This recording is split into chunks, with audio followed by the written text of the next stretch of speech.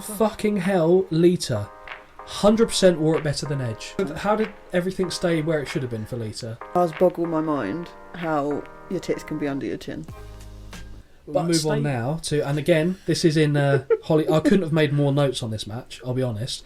We've got Edge and Mick Foley. I didn't make many, I'll be versus honest. Terry Funk, well, probably because Edge was there, versus Terry Funk and Tommy Dreamer. And it turned into basically a 6-person intergender tag with Beulah McGillicuddy, Tommy Dreamer's wife, and Lita. Now, where would you like to... So I'm going to leave this one with you to lead off with, because at least I know you know pretty much all of the participants. I knew everybody, I was well happy. So what were your thoughts when this came up? We know my loyalties lie with the Hardys. Yeah. I really didn't like the Lita-Edge combination. Yeah, but I think at this point they were already not together. No. And they were, obviously, for the roles, they had to carry on with it, which must have been awkward, especially with some of the stuff they were doing. Yes. I just didn't like it. And I still didn't like it now. So what did you think of, like, going into this match? I can't imagine you had high expectations, given you had a couple... Well, you had a geriatric in there, and there's Terry Funk, a legend. We lost him actually this year. Really sad to hear that. But at this age, it makes me uncomfortable watching, just because he's so good. Yeah. He's so good at making me think he's injured. And I don't know, anytime I see a Funk match after, like, the mid-90s, I don't know, I'm on edge. Oh, I see what you did there. Hey, that was that was fully intended there. We'll style that one out. So I'll start off and put Foley with a black eye before the match even starts. Yeah. Looking like that neighbour that parents tell their children to give a wide berth. Just in a flannel shirt, looking a little bit dangerous. I mean, I put his entrance doesn't help. Like, it always just makes me smile. Yeah. His entrance music just always makes me smile. Yeah. Yeah. I mean, I like Mick Foley. Yeah. He's so good, and for his lack of general, and he'd be the first one to say this, for his general lack of athleticism, what he achieved in wrestling. One of my favourite promos of all time is Mick Foley. The way he was able to go between characters that all landed as well, like Three Faces of Foley, Cactus Jack, Dude Love, Mankind, all very different, all worked because of Mick Foley, which is incredible character work for him. But yeah, like I said, he does look a little bit like there'd be a strong stench.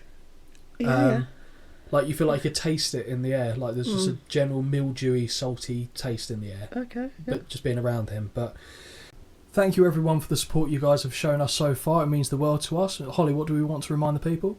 Don't forget to like, subscribe and ding the bell for notifications. My second note, and this follows a theme from the match that you picked. Fucking hell, Lita.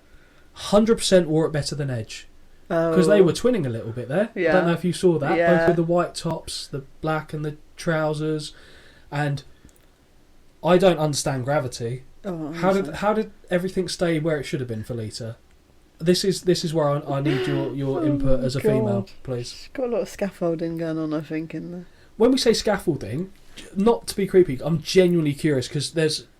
I mean, I don't understand. I don't know, because I'm not gifted in that aspect of life.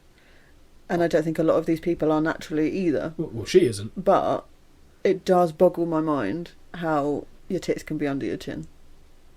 But stay there as well. Like, they don't move anywhere. Because you said there must have been a lot of support underneath. Yeah. But I can't work out, based on the little that we can see, how... Like, if that was me, I mean, to be fair, if I looked like that, I'd have more questions than anything. But I just can't understand. Like, I feel like if I sneezed, like, I've walked a tit out or something. It's very impressive. Yeah. So thank you for that. I mean, we come on to a bit more Lita stuff in a minute. Yeah. So Edge even says that the fans are going to masturbate over Lita later that evening. I mean, they're not wrong. Have you seen the people in that crowd? Well, yeah, true. But again, this is the stuff that I just didn't. I mean, I don't like it. At this time, I was 17, so... Yeah, I suppose at that age, I wouldn't have been the target audience, but the people that were, I get it, but I was just like, ugh.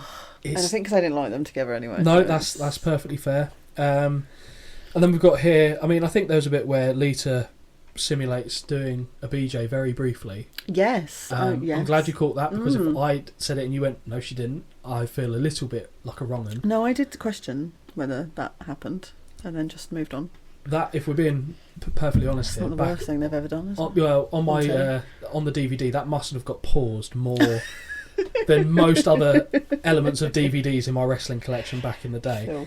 And yeah, I'm 17, honestly. Yeah, anything understood. Just anything that had two mounds was like, if I went past a set of hills, there was a chance that I'd get excited at that age. God. Bless me.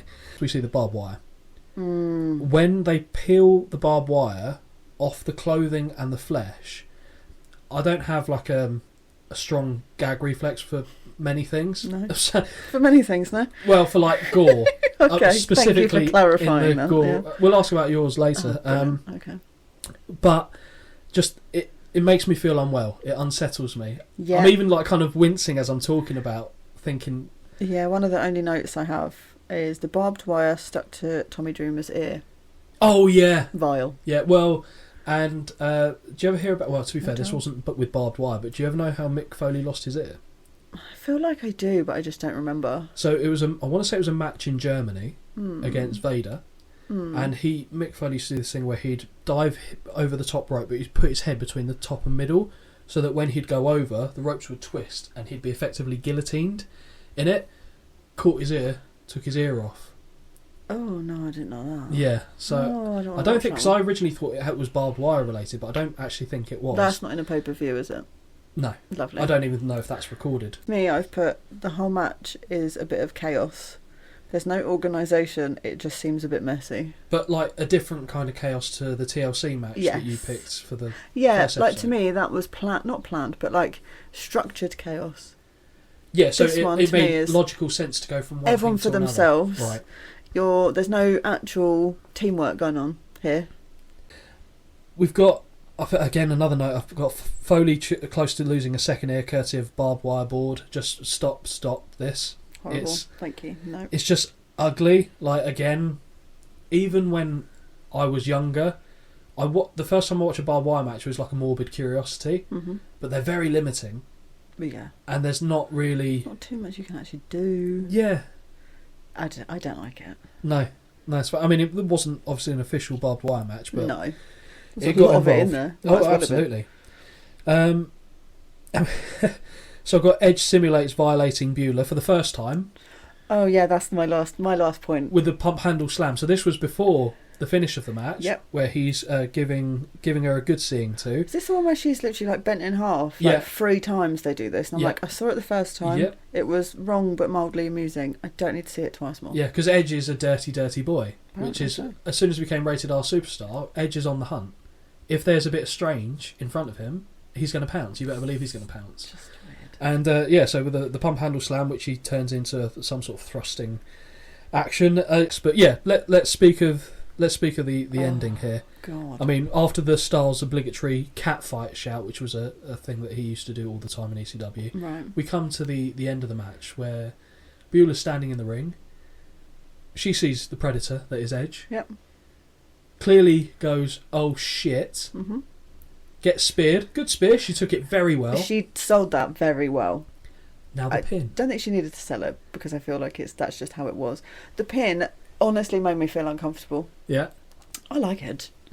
But at this point I didn't. No. But just watching it, I was like, this is just not aging well. No. Because you sure as fuck couldn't do that now. Oh, hell no. You couldn't have had that kind of match now, let alone... But let's simulate, basically dry humping her. Yeah. And also, I'm sorry, if I'm Lita and this is happening, abso-fucking-lutely not. That's my man. Yes. Yeah. I would be fucking livid. Or Tommy Dreamer. Yeah. Who's watching his wife get fucking jackknifed. I get it, and I get that it's for entertainment, but I was just watching this being like, at no point would I be okay with any of this. No. It cemented him as a dick, though, didn't it? Yeah, for sure. They did that. That really did. Their ultimate goal was for that, and that is what happened. It did. But those are the moments I watch, and I'm just like, oh yeah, I forgot about that era of you being an absolute knob. Yep. Don't like it. So, yeah, as we say, Edge spears Beulah and penetrates her for the 1, 2, 3. What the hell just happened?